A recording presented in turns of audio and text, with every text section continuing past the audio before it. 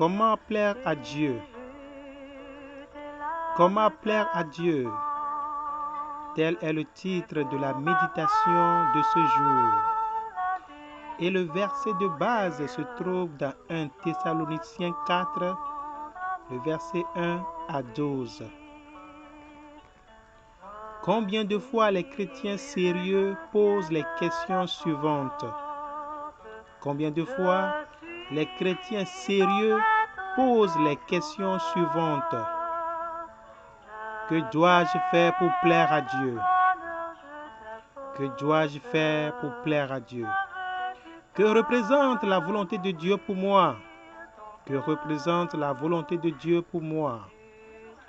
Parfois, nous commettons l'erreur de penser que Dieu est seulement intéressé par les choses que nous considérons comme les grandes questions.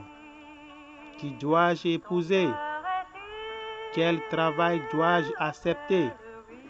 Devrais-je continuer mes études? Etc. Bien que Dieu prenne soin de ses décisions et nous guide, son souci principal, comme nous le percevons dans les Écritures, c'est surtout quel genre de personnes nous devenons. Quel genre de personnes nous devenons. Plusieurs fois, la Bible parle et dit: ceci est la volonté de Dieu pour ta vie. Ceci est la volonté de Dieu pour ta vie.